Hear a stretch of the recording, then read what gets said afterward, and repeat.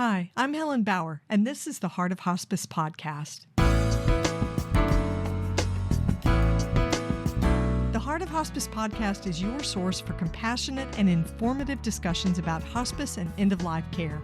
I'm a certified hospice and palliative care nurse with over 15 years of experience.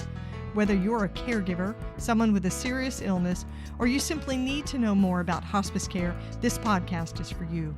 Join me as we explore all the aspects of hospice, from the details of caregiving to the emotional and spiritual dimensions of end-of-life journeys. For more resources and to connect with me, visit theheartofhospice.com and find us on Facebook, Instagram, and LinkedIn. Keep listening for today's episode.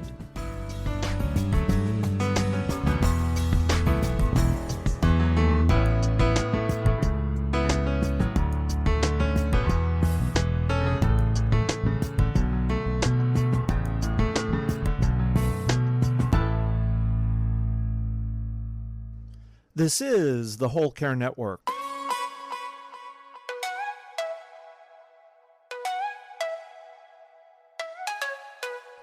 Helping you tell your story one podcast at a time. Content presented in the following podcast is for information purposes only. Views and opinions expressed in this podcast are solely those of the host and guest and may not represent the views and opinions of the Whole Care Network. Always consult with your physician for any medical advice, and always consult with your attorney for any legal advice. And thank you for listening to the Whole Care Network.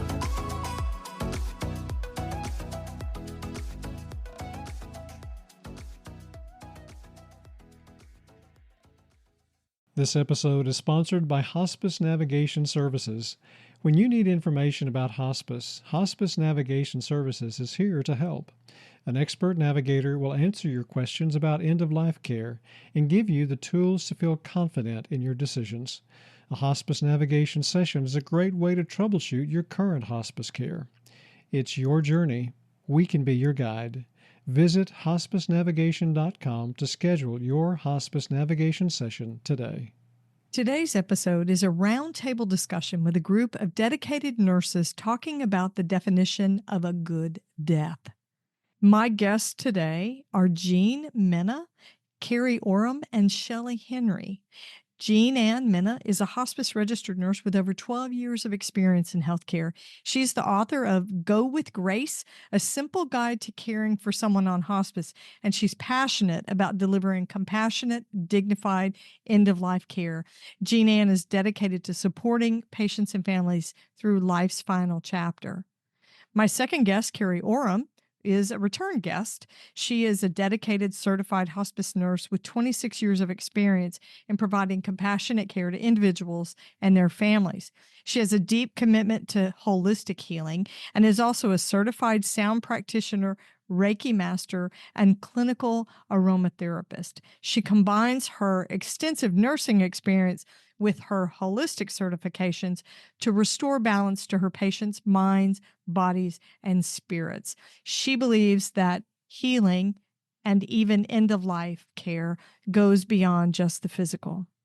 My third guest, who's part of the panel, is Shelley Henry.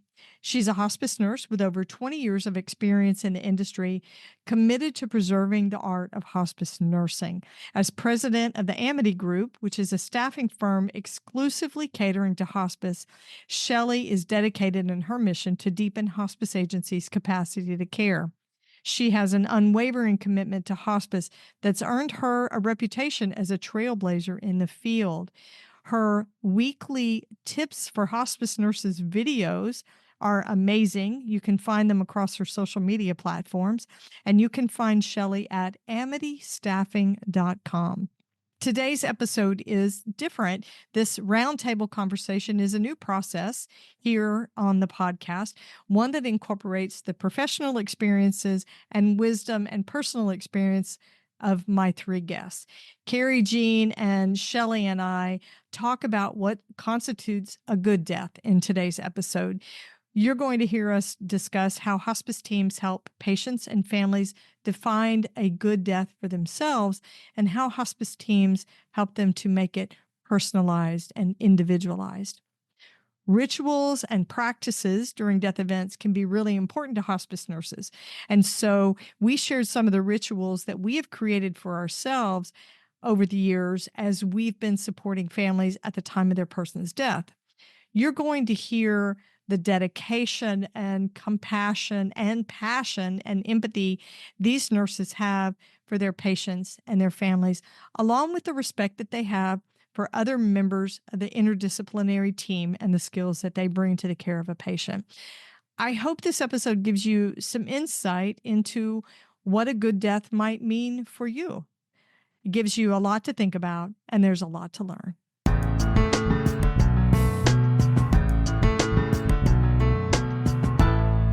Ladies, nurses, welcome to the Heart of Hospice. We are doing some groundbreaking discussion today because this is our first ever roundtable conversation. And of course, because I'm a hospice nurse, we're starting with the hospice nurses because you guys are my people. And I'm so glad to have each of you, Shelley, Carrie, Jean, welcome to the podcast. Thank you. Thank you. Thank you. I'm so tickled to get to know you guys more. Carrie, you and Shelley have been on the show before, so it's great to see you again. Jean, I'm so thrilled to have you here on the show for the first time. I'm excited about this discussion because I really feel like we're going to stir some things up and really talk about some meaningful stuff that we have done, that we have seen. And our focus today is a great topic. We are talking about death events, or quote unquote, the good death that everybody seeks to define for either someone else or for themselves. And we're going to be talking about that as well. But it's a great topic. So what I want to start out with for discussion is, what's the traditional idea of a good death? What is the traditional idea of it? Carrie, you want to kick us off? Sure. I think if I collectively took what people want and consider a good death, I would think painless and peaceful, right? If I just took everybody, I think that would be at the top 10, top 5. Yeah, for sure. Jean, how about you? What do you think of as a good death? I think as well, pain-free. I think surrounded by your loved ones, with dignity, and also just kind of doing it your way. You know what I mean? How they want it done, how the person wants it done, because it's their journey. Yeah, exactly. So, Shelley, what do you think of as the traditional idea of a good death? Well, I tend to agree with what everybody said, pain-free and peaceful and doing it the way the patient wants it done. I think that's so important. And sometimes we overlook that. So what is that patient? What is their idea? And also conflict-free, like everybody's getting along, any issues have been resolved, any of your family problems, all of that, you're comfortable that when you're leaving, everything's going to be okay after and without any regrets or unspoken things. I like the sound of that. You have to wonder, the way we are as humans, is that a realistic goal? You know, the no regrets. I mean, how many people actually come to death with no regrets and with these resolved relationships? You know, are we all that great at doing that as humans? I agree. I think that's but I think that's a lot of what we do. If we have enough time with the patient and they're on hospice long enough and we're able to spend time with them and get the whole team involved, I've seen the social workers and chaplains and everybody work miracles in those areas and in bringing in conflict resolution within the families and stuff. Yeah, I think that that's the staying in your lane thing. Yeah. Because when it comes to conflict resolution, that's really not the nurses. We're involved, but that's not really our role. Carrie, what were you going to say? I think time is very key, like Shelley said, right? If you've got somebody coming from ICU wanting to come home and we only have like 2 days, right, to get everybody ready on board, understanding this is going to happen, it's a little bit harder to give that good death, right? We Right. do our best depending on how experienced the hospice nurse is. But, you know, if you've got 6 months, you know, and you've got that time to help them transition and progress from that questioning to acceptance, that's huge. So I agree with Yeah. Shelley. No, that's important, is the time that they're referred to us. If it's earlier in the diagnosis or, you know, the prognosis, it's so much easier to actually build up the rapport and the trust that's needed for the family and the patient to really die peacefully and the way they want. Well, and Yeah. over Yeah. half of hospice patients are with us for what, about 2 weeks, Correct. 15 days or so, Yep. which isn't a lot when you think about the kind of relationship we want to enter into with them. Mhm. There's a lot of Mm-hmm. pushing and nudging and I would say invading their space sometimes. But isn't that how we learn what a good death is going to mean for this particular person? Yeah. Yes. Yeah. Yeah, Yeah. it's so hard if it's like you're not going to admit a patient and say, welcome to hospice. And oh, by the way, tell me what your idea of a good death is and any very personal conflicts you have that we can resolve for you. You know, Yes. we have to have Exactly. that time. And That time to Or build do they that even know? relationship. Yeah. right. And when was the last time you pooped? Because because we're nurses, right? We're going to get right down to it. Yes. It's absolutely true. It's Yeah. a So you're going trust. to, It's a yes. trust. Like you very quickly have to have someone trust you, because just like birth and death, you don't get another chance, right? So as we come in as hospice nurse, it's that trust.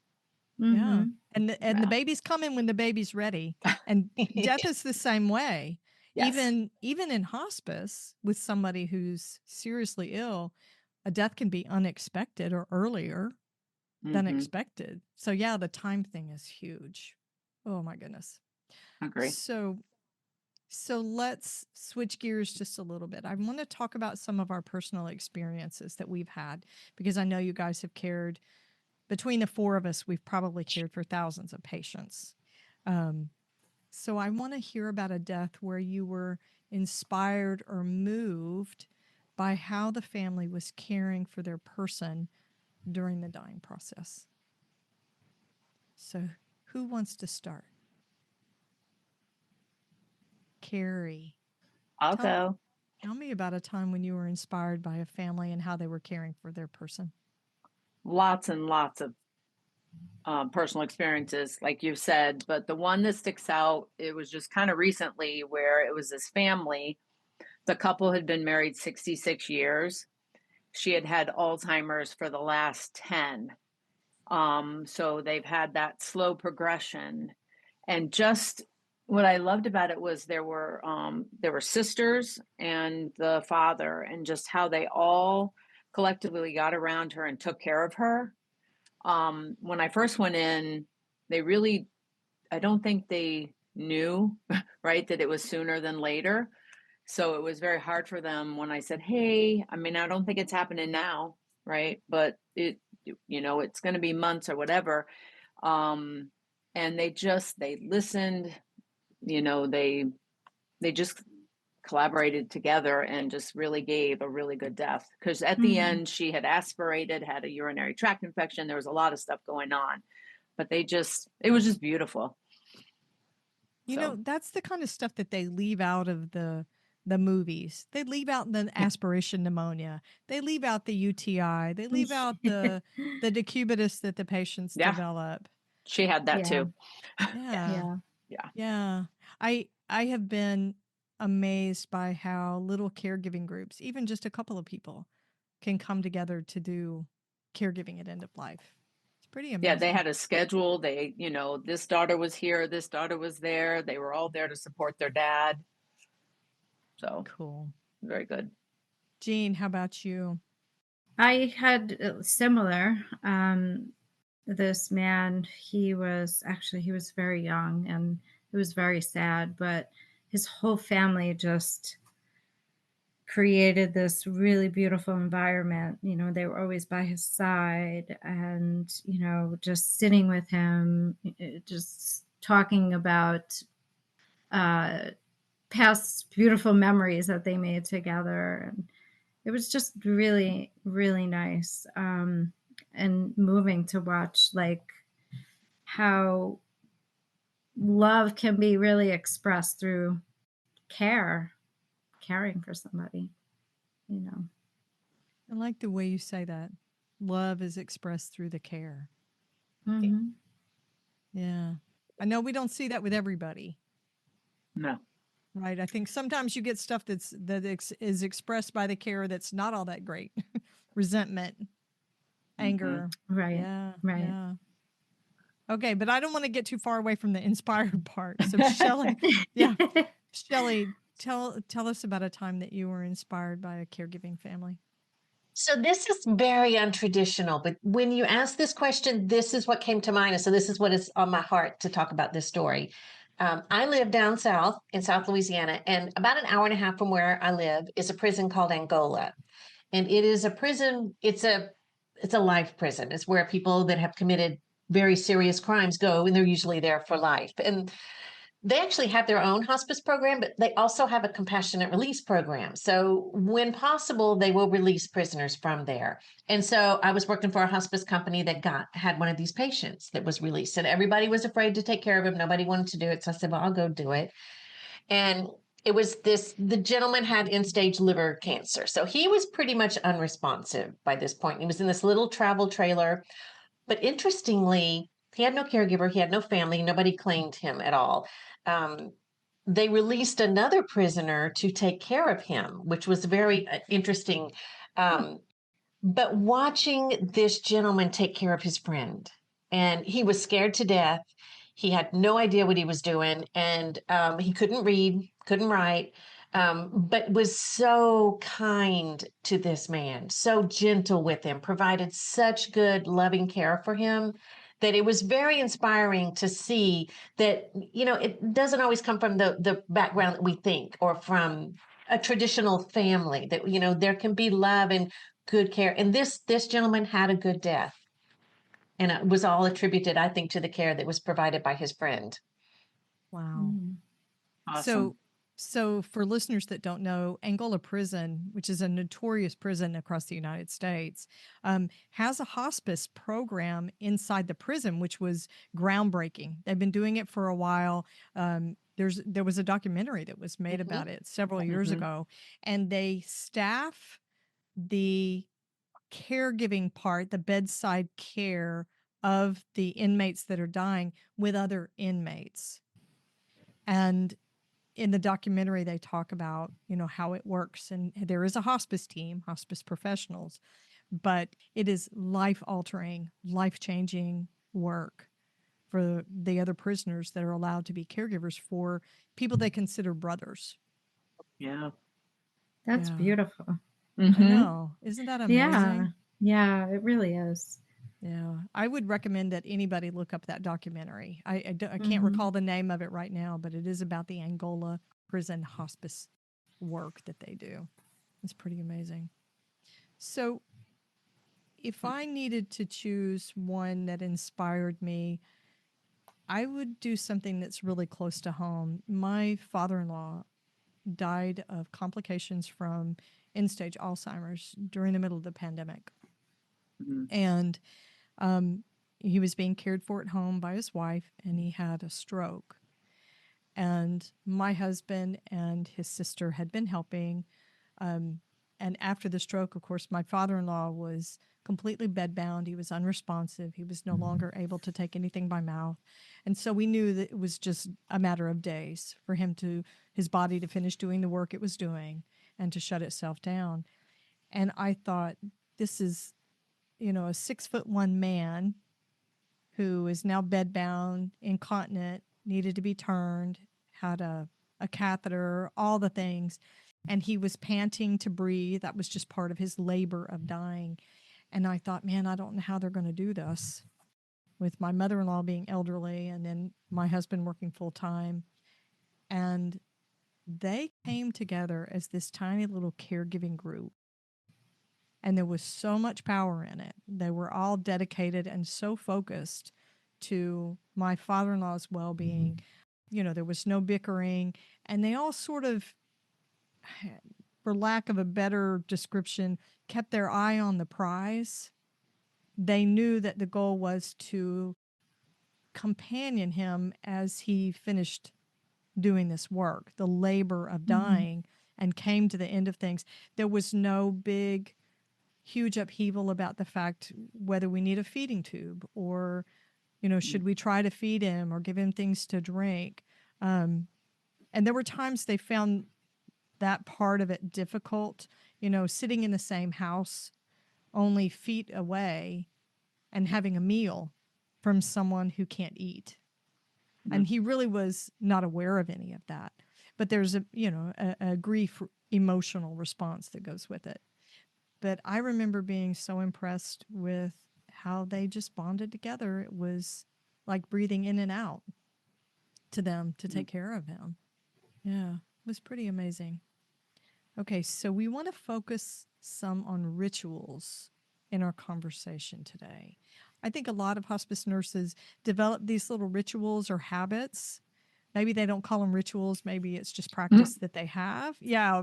But Carrie, you know, after you do this for a while, right, you end up realizing these are things that have meaning for my patients and families, and maybe it's things that end up having meaning for us. So what special rituals or care do you guys like to provide when a patient is dying? Jean, you want to pitch this one first? Well, I definitely hold their hand. That was something that even before I became a hospice nurse, when going back to when my father passed, I was very nervous. I was young. I didn't know what to do.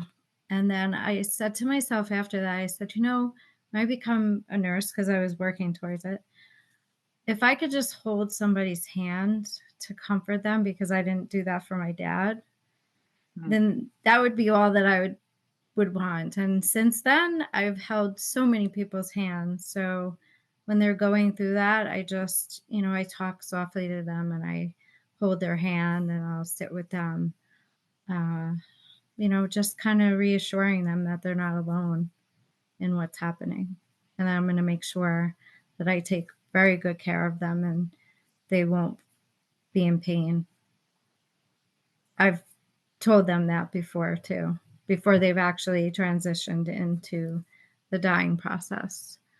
Going back to the fellow that I was talking about before, I actually told him that to not worry, that I will make sure when he's going through the process that he would be comfortable. And I'm guaranteeing you that I will do that for you. And he sat there and just cried. And it actually like breaks my heart just thinking about him. Sorry. Oh no, we never apologize for tears on the Heart of Hospice. This is what we do.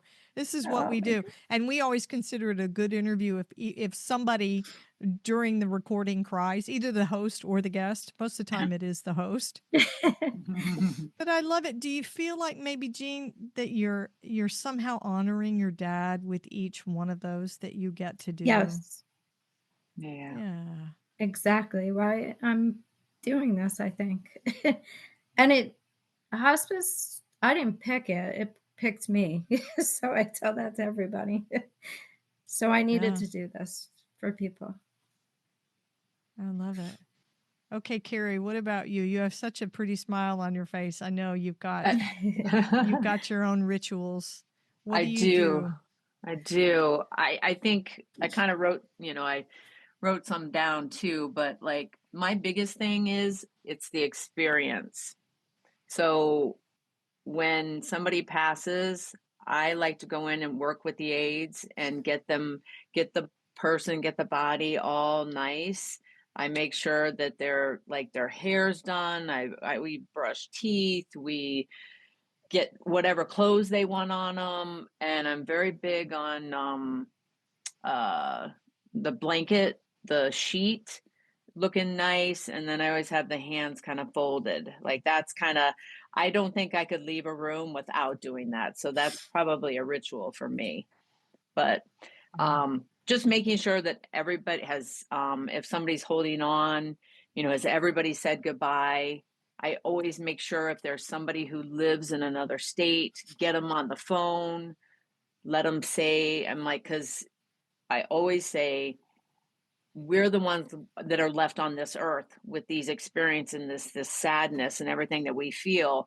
And so if somebody's far away, I want them to be able to know that they said goodbye.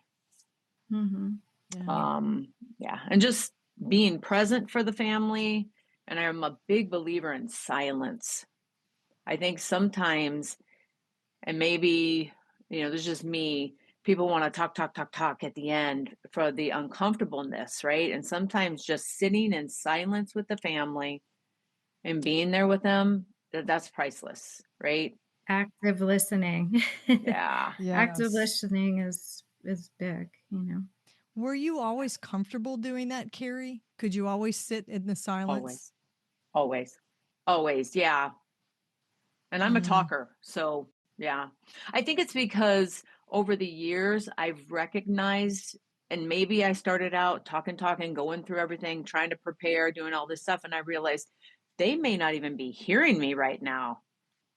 Correct? Oh, for Right? sure. Right. Yeah, their loved one just died. And so I'm rattling off this list that I feel like I need to tell them, right? And I looked at the family and said, what do you think they need? Right. And what they need is a hug, hold a hand, and that presence. That's what they need. Yeah. Yeah, I agree. Yeah. Silence can be hard though. When I first became a hospice nurse, it took me a while because I was working in home health, right? And you go, and you teach, and you get everybody squared away and you get them off of service after they're healed, and that's the goal. But in hospice, there's more of an exhalation. It's a breathing. It's a presence and a mindfulness that I don't think other silos of nursing, other types of nursing ask of us. And I definitely had to learn that. What about you, Shelley? Do you have rituals that you use? I do. We're talking about silence, but I always talk to the patient after they died while I'm bathing or whatever it is I'm doing. I make sure that I tell them everything I'm doing. Like, I'm going to touch your leg now. You're still covered up. I'm going to be doing this. I'm going to be doing that. Just because we don't know. I mean, I don't know. So I want to talk to them. And I always whisper something to every patient right before when I'm done, but right before the family comes in. It's always something different. Just depends on the patient. If I knew them, sometimes I just tell them everyone is there and they're doing okay, and something about the journey that they're on, and wishing them peace and a peaceful journey wherever they're going next. I think maybe it's my turn to cry. Yeah, I love that. That's beautiful. I love this thought that the body is still there, right? We know hearing is the last sense to leave. Yes. But when does it actually leave?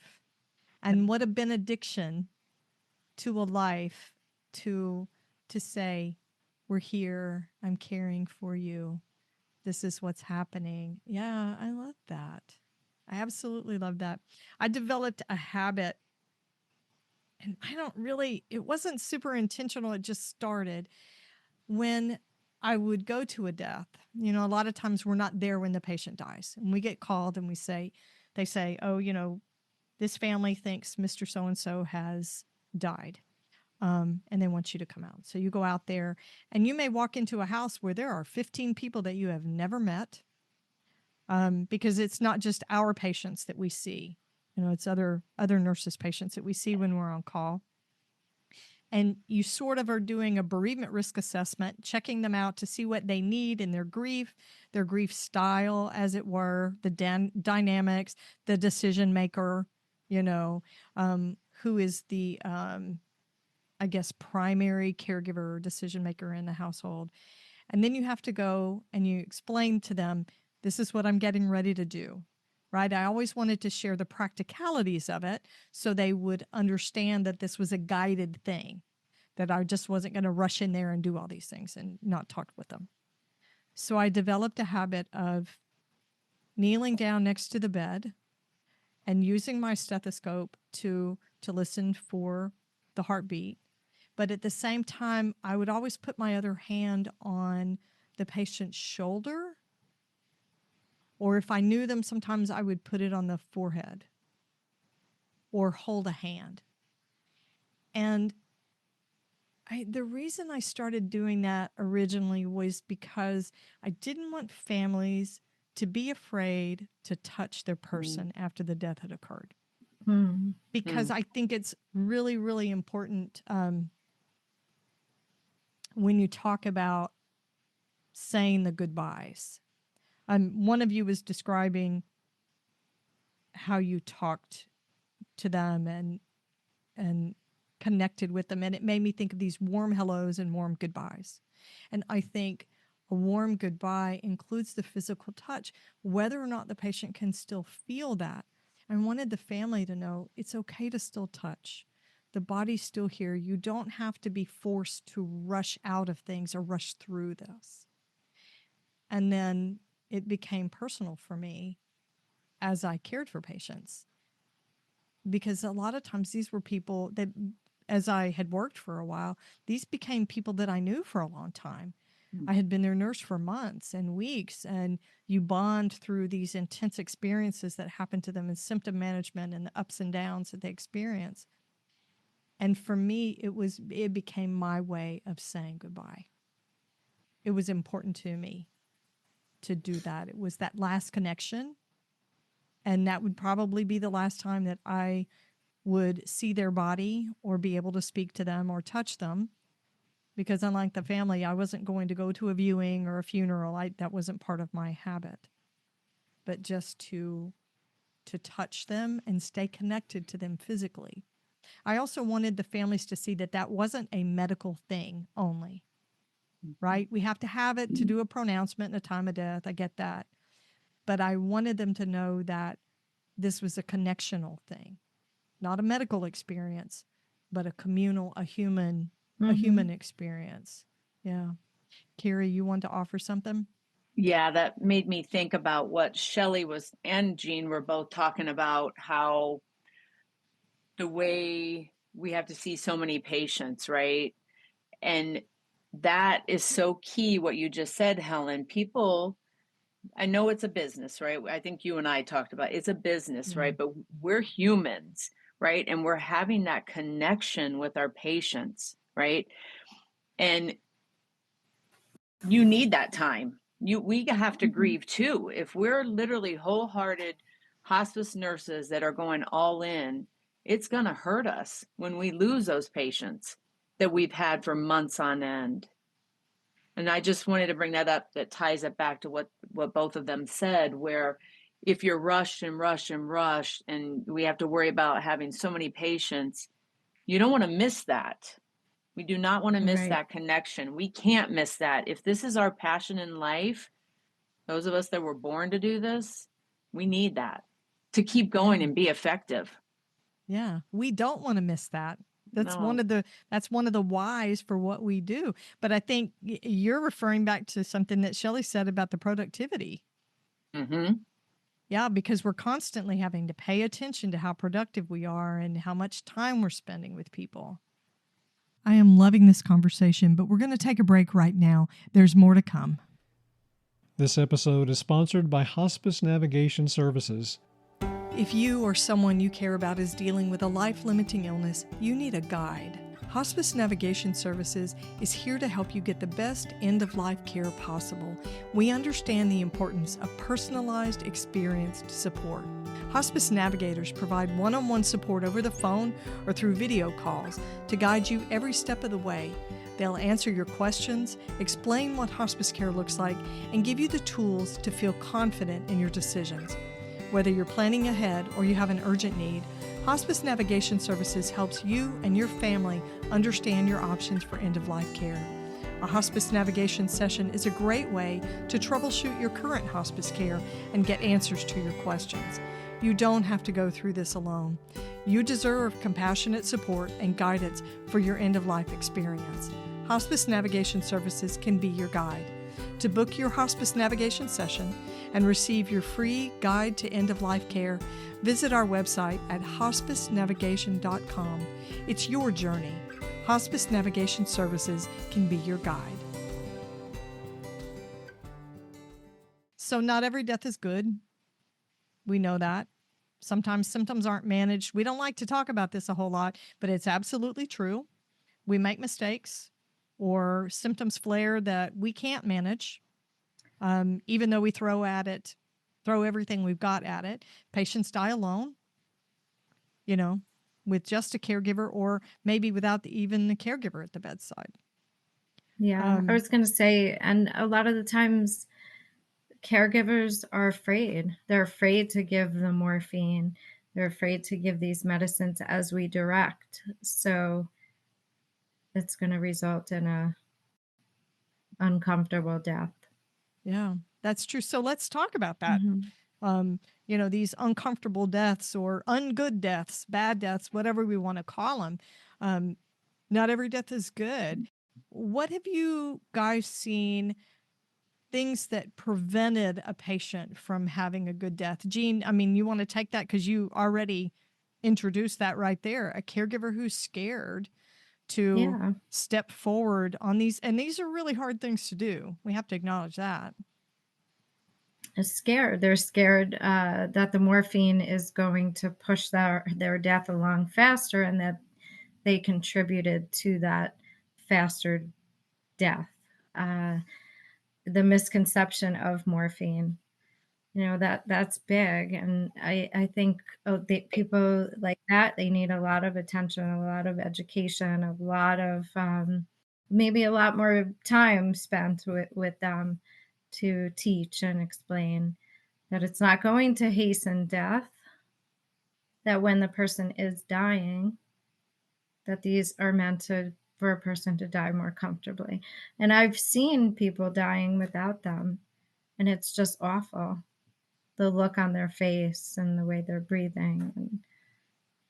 But if used correctly, you really just die kind of like it just fades out, your breath, and you're not gasping for air. And so let's be clear for listeners that are caregivers. Not every patient has a disease process and a dying process that makes them need those medicines like morphine and Ativan. Right. We want to be clear about that. But we do use them for a lot of our patients.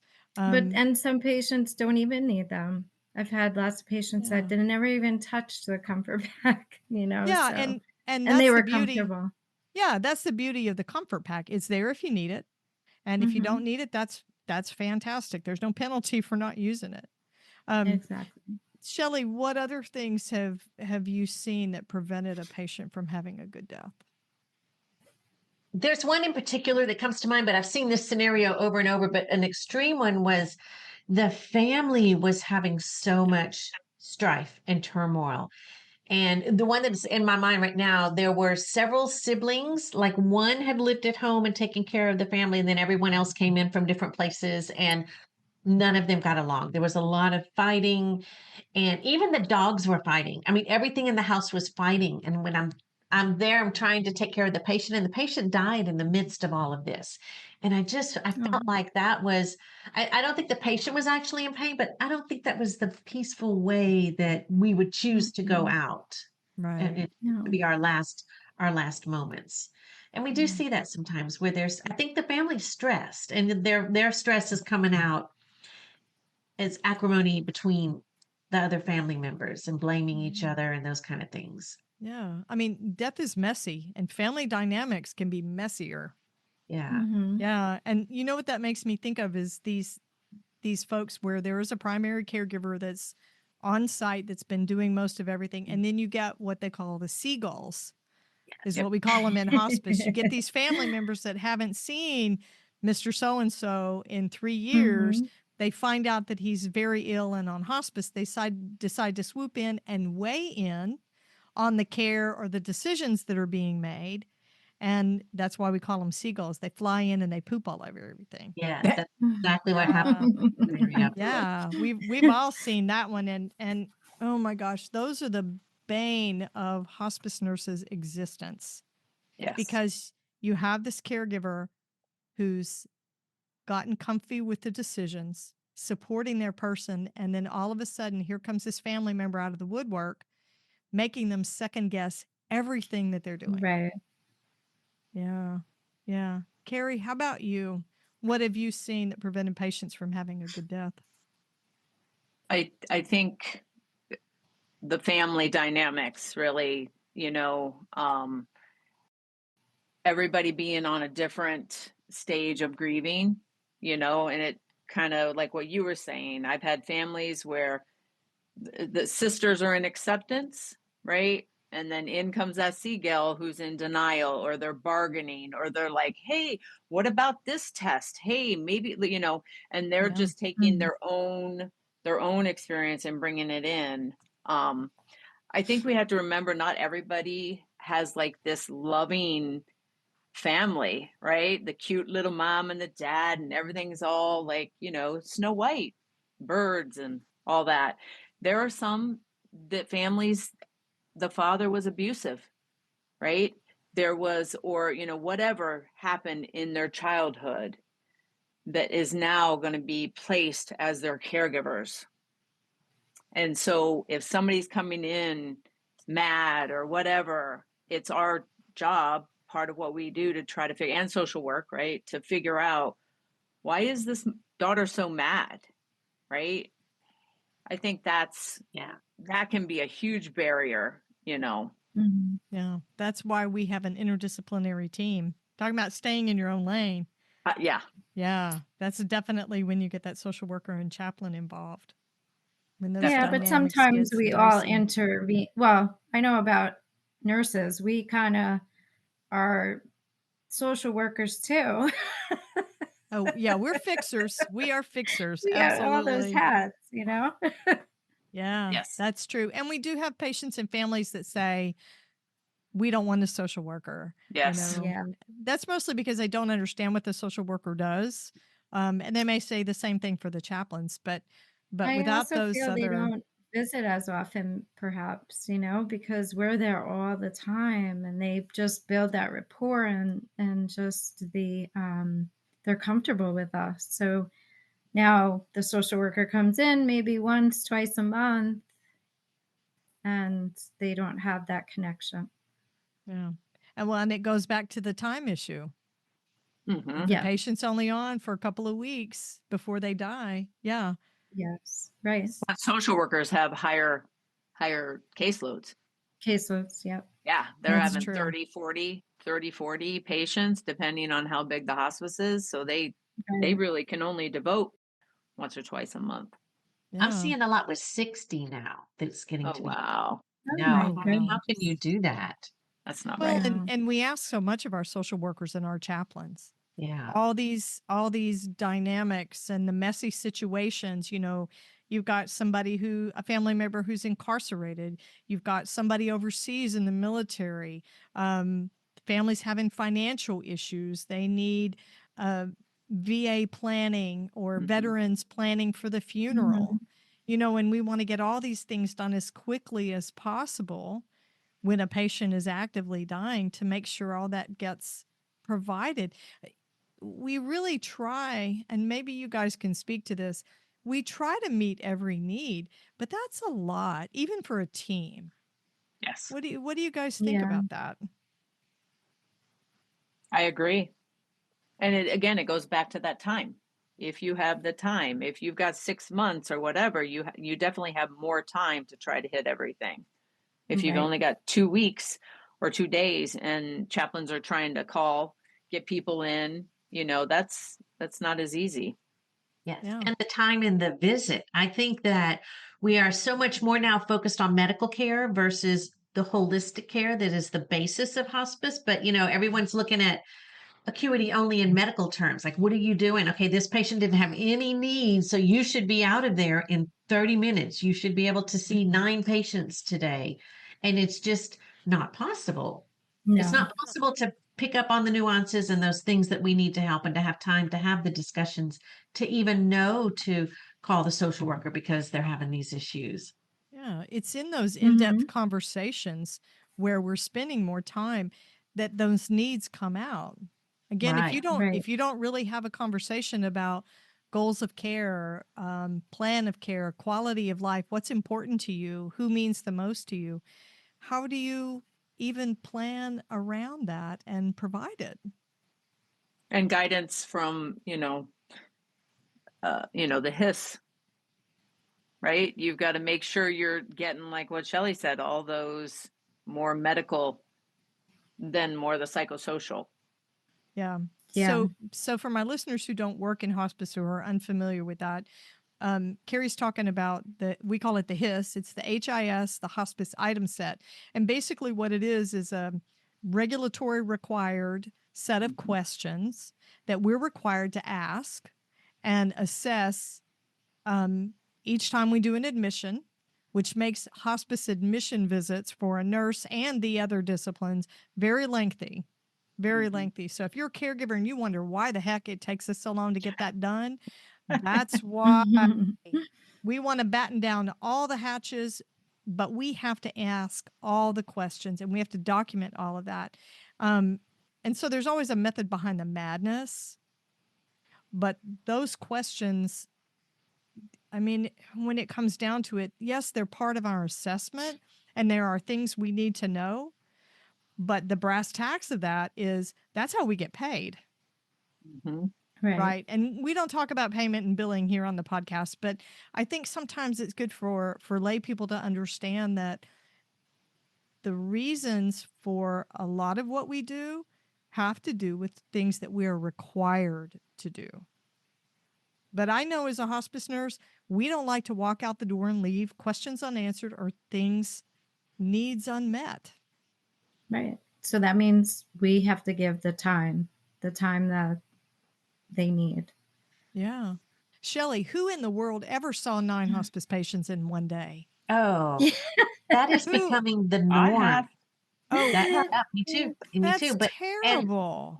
and in the last few months, it's gotten worse. I'm seeing the way we work with multiple hospice agencies. Sometimes if it's nursing home patients, they'll say, "Well, you can see 13. There's 6 in one and 7 in the other." And I'm like, "No, they get the same amount of time just because they're in the nursing home. I'm spending the same amount of time with them and their family as I do with them. Mm-hmm.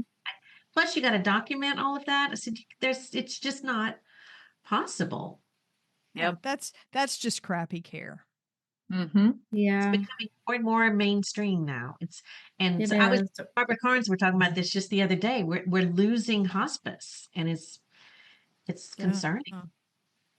The philosophy of it, the business Yeah. part of it, we seem to have a hold on. At least that's what we look like from the outside. But the philosophy, the holistic care of body, mind, and spirit, yeah, that's slipping away. Yeah. So I want to touch back to the good death idea, that premise, and how we think of that for other people. Because what I heard us saying from the very beginning is a good death is defined as what the patient chooses, first and foremost, but this no suffering, painless. And I think even that discussion showed a bias among the 4 of us, because for some cultures and some people, suffering at end of life is desirable. It's a cleansing. It's a cleansing. And so they're receptive to that, right? And they want it. But I think we all, as end of life workers, provide care, at least to some degree, through the lens of our own perceptions and beliefs and biases. You know, if you, what did they say? If you have a brain, you have a bias, right? We bring that regardless of whether we want to or not. So how do you think hospice workers and caregivers might differ in how they define a good death? I think one of the things that we see most commonly is that caregivers want that person awake, alert, and as active as they can be the entire time. And we know that that's probably not how it's going to be. Um, and it's hard to get the families to help them to understand sometimes that Mama is 104 years old. She doesn't need to be riding her exercise bike every day. Needs to be laying down. This is a true story. I mean, I literally wasn't that long ago have been having this conversation. She needs to be resting and peaceful. This is the time for y'all to just spend with her. But and eating, they need to be Yeah. moving around and eating every single day Mm. until they die. Yeah. And so I think it's hard. That's where we differ. And again, maybe that is what the patient wants and what they want, where I want them to be comfortable and peaceful and quiet and, but that's my feelings. I think there's a fine line. I think it's just meeting everyone where they're at and maybe then progressing forward, but you have to go at it in a gentle way. I think you can't just force it. I think that's a great point, Jean, because we do have such a habit. Every hospice nurse I know is a little bit bossy. Let's be real. Okay. We are. It's one of those things. I'm not bossy, but I know what you should be doing kind of situation. Yeah. And And how I you think, present it. yeah. And I think we do sort of transmit that, our values and beliefs and what we think is right. But Shelley, I want to touch back on something you said about what mom or dad or whoever ought to be doing towards end of life, that, the family's perception. That whole thing was sedation. And you guys can probably relate to this. We want mom to be as alert and awake as possible so she can talk to us. Yep. But Yes. also managing her pain or her dyspnea, Right, but or her not at the expense. Yeah, but not at the expense of her being awake to talk to me. Right, exactly. Yeah. How many times have you heard that from a caregiver? Definitely. Thousands. Yep, a lot. I always say, I really wish that it's like a fine line, right? Like giving them the medication and sleepiness. There's just this fine line, and you'd rather them be comfortable, right? Yeah. That's really what I always talk to them about. I did too. I always offer, you've got two choices. Mom is a little bit drowsy and super comfortable, or she's struggling to breathe and able to talk to you. And of all the people I ever counseled like that and talked with about that, they never chose for their person to be in pain. Yeah, never. exactly. Yeah. I had an experience really early on as a brand new hospice nurse that has stayed with me for the 24 years I've been a hospice nurse, where I was taking care of a patient who was dying from liver cancer. And my time prior to being a hospice nurse, I was an ICU nurse. And I knew that we had to be super careful about how we medicate people with liver issues because, the medication builds up and all of this. And that's what I was thinking rather than good death. I was still more, I guess, where families are coming from, not, from a different background, and looking at, we don't want to over medicate. And I didn't want to over medicate this patient. And I didn't medicate him enough. And he did not have a good death. And it was my fault. And I've never forgotten that ever. Like I still think about him frequently, even to this day. And so when I go into patients' homes now, I start teaching from day one, the caregivers and the patients. Here's what we have to do. So we don't over medicate. That's never our goal, but we have to start medicating now. So we know where the parameters are. Because just like Carrie was saying, we got to find that space. And sometimes that takes a little bit of finesse. We may, that's a little bit too much. So next time we're going to give a little bit less. And so, but we have to start doing that now. We can't wait until there's so much pain that all we can do is over medicate. Yeah. Those are really important conversations to have with caregivers because maybe their person has been on pain management, but we have a lot of patients that come to us that are what we call opiate naive. Which means they've never had any narcotics or opiates for pain management or for shortness of breath. and we are introducing that whole intervention, and it freaks people out. It does. Mm-hmm. I like to, when I go have families that are not really understanding, the medications, I like to always say, listen, I come in and we're a team, right? I am an expert in hospice because I've done this long enough, and you're an expert in your family member. And then together, we work together to give the best. And that just seems to, because they don't want to be left out, right? They want to have some decisions in helping their loved one. And that just seems to work. I And love how that. validating. Yeah. How validating is that to recognize their skill? Because you're not saying, okay, we're the big hospice people. We come in here and we know everything you're supposed to be doing. You have to show up as the caregiver because we need you. You are the expert and you have a skill set that none of us could possibly have. Mm-hmm. Mm-hmm. Yeah, I think that's really a valuable statement. Right. You know your family member best. You know what they like, what they don't like, how they like to maybe lay in the bed for comfort, whatever it might be. Yeah. The You're little right, bitty Carrie. things. Yeah. And everything that contributes to quality of life for that particular person. And then I can just come in and tell you this is safe, it's not safe, or Mm-hmm. Yeah, yeah. here's where we it's all add about in. education. Yeah. Yeah. Yes. Yeah. I would say, I don't know, 80% of what we do is education. Yes. Yeah. And I'm big on going in there with literature, because I feel like once we leave, they have something to refer back to. They can say, oh, yeah, I remember Jean, she gave me this, what to look for. Or, in the beginning, I always tell them it's a work in progress. I'm giving you a lot of information. A lot of it is written down. But you can call me. There's always the on-call. There's always someone available if you have questions. So I try to leave literature, books, just so they can refer back to, because when they're all alone and they're sitting there, they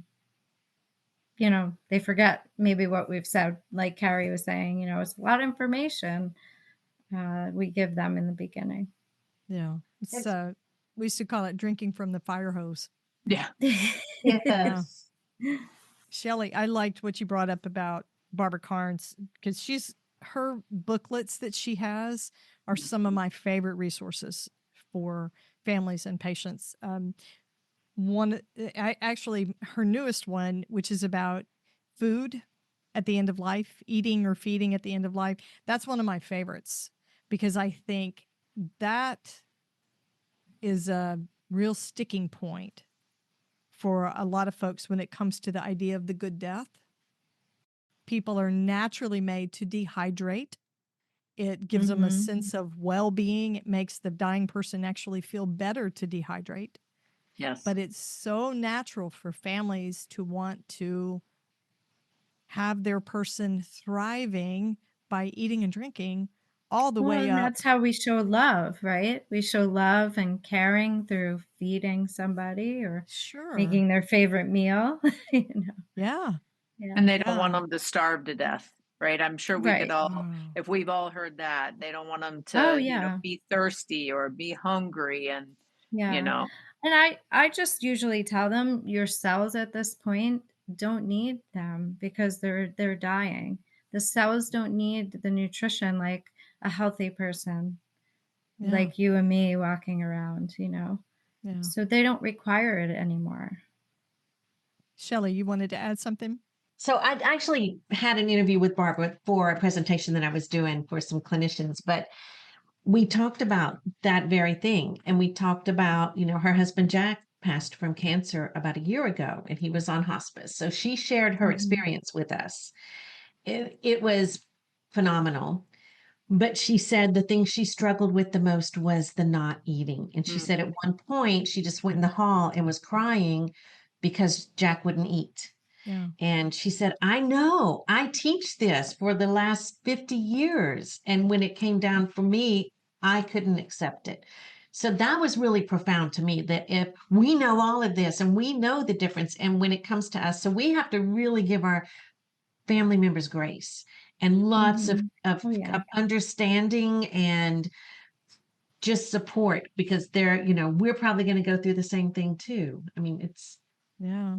I remember Barbara said she was very angry with Jack, very angry with him because she felt like if he would just eat, he could eat, he just wouldn't do it. And she said the hospice nurse, the healthcare brain kicked off. The nurse part of her didn't work. Mhm. She was the caregiver and the wife. Yeah, I think that happens for a lot of healthcare people. You cease to be the practical caregiver professional and you go into the inexperienced, grieving, tired family caregiver. Yeah. Mm-hmm. Yeah. We're getting close to the end of our time together, but this last question I think is a topic that I really wanted to talk about. What does a good death mean for you personally? Basically what would your good death look like? Have you guys ever thought about that? Um, so I'll give an example. My poor husband, every funeral that we've ever been to, we get in the car and I do a little bit of advanced care planning while he's stuck in the car with me. And I'll tell him, did you see what they did with this and this? Don't you ever let anybody do that to me. yes. Okay. So I'm not the only one that's No. done that. No. Good. So Shelley, what does a good death mean to you personally? What does Well, that look like I for really you? don't want to be in pain, and I want to be comfortable. Give me the medications if they're available. If I need them, that's what I would like. And I don't like silence. I'm a relatively quiet person by nature, actually, and kind of introverted, but silence makes me kind of scared. So I always have some kind of noise going on around me. So I've already told my daughter, I want, the TV on. I said, you know what kind of shows I like? Just have them on the entire time. And I also have like a very claustrophobic. So I said, I want to be cremated. I don't want to be in a coffin. Just those are things that are very important to me. And, make sure that my hair is brushed and that nobody's really looking at me, because that's important to Yeah. So me. you don't want the receiving line where people walk by and look at you. Mm-mm, mm-mm. Yeah. Carrie, how about you? What would your good death look like? I have a few things that I think I would want. One of the things is don't feed me pureed food. Like I all the years of feeding people, and I'm looking at them going, what if they don't even like this? Yeah. Right. And it's always made me think I'm going to have in my plan of care. This is obviously before end of life. Just don't give me pureed food, right? Let me aspirate. I want to get do not resuscitate tattooed on my chest. Right? Yeah. That's And cool. yeah. And in my my end of doula, when I was doing my education, we went through the different types of end of life, and I want to donate my body to science. I was in my experiences over the years, and I'm sure maybe you guys can speak to this, it can be frustrating because you're calling people and what if they have a wound at the end and maybe they won't take the body, or like whatever, all those negative things. So I always had that, and I listened to this talk, and it was just so beautiful how this one place, they take their body, the medical student keeps that body and learns with it, and then at the end they do a ceremony, they do a cremation, and they give the remains back to the family. Yes. After all of that, I was like, if somebody can learn from my body, I think that's cool. So Yeah. Jean, how about you? What does a good death mean for you personally? So I've thought about this quite often. I definitely want to be in my own bed, surrounded with my family.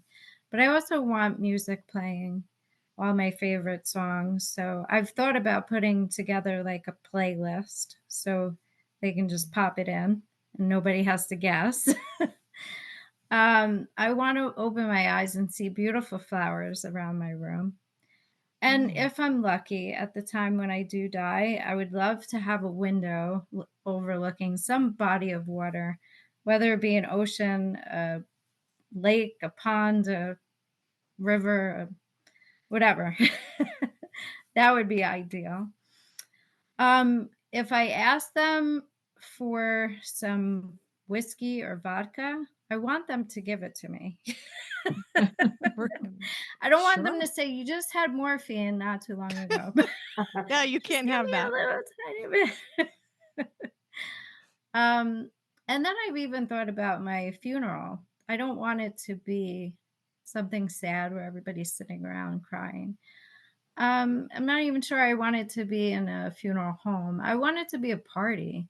I want people to be happy of everything that I've tried to accomplish, have accomplished, the children that I've raised. I just want everything to be celebrated.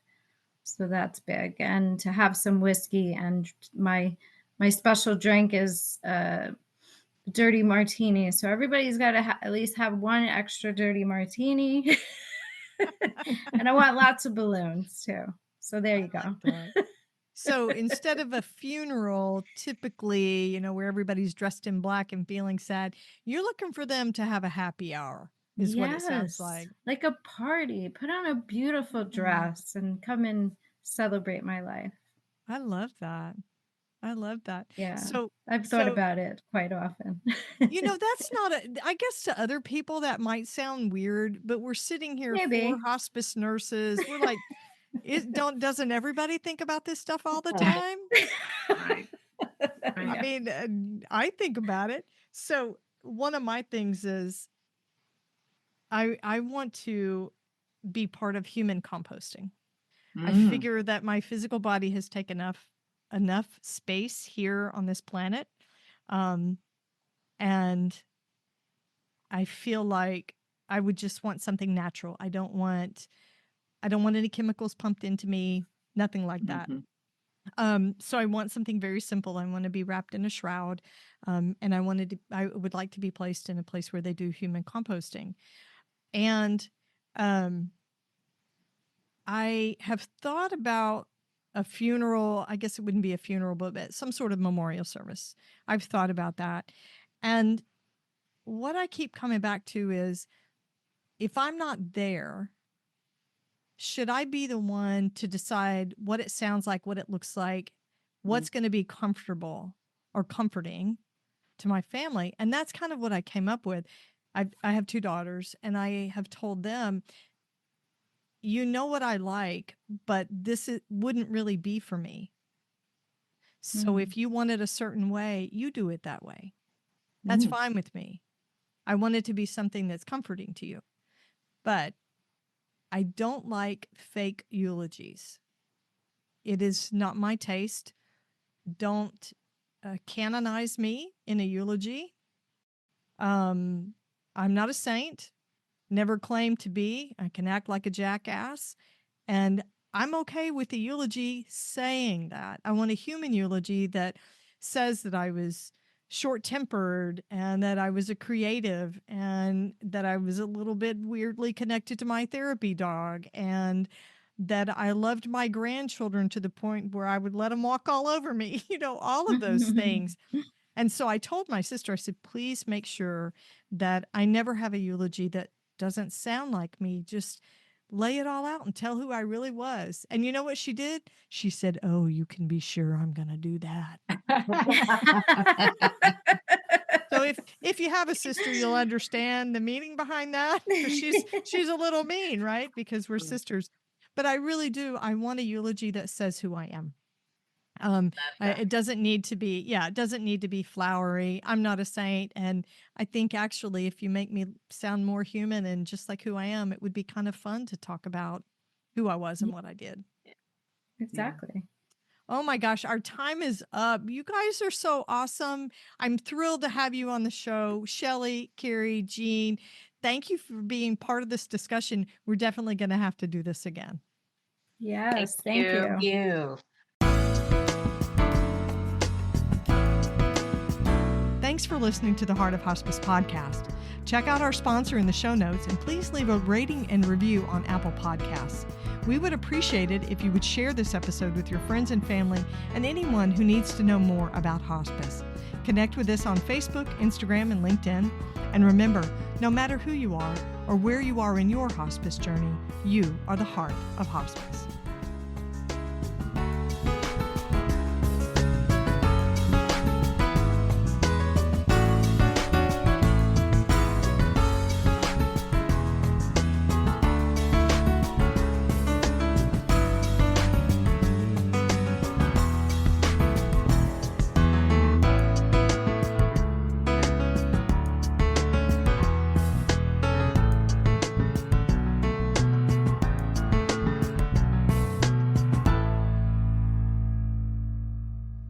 This is the Whole Care Network.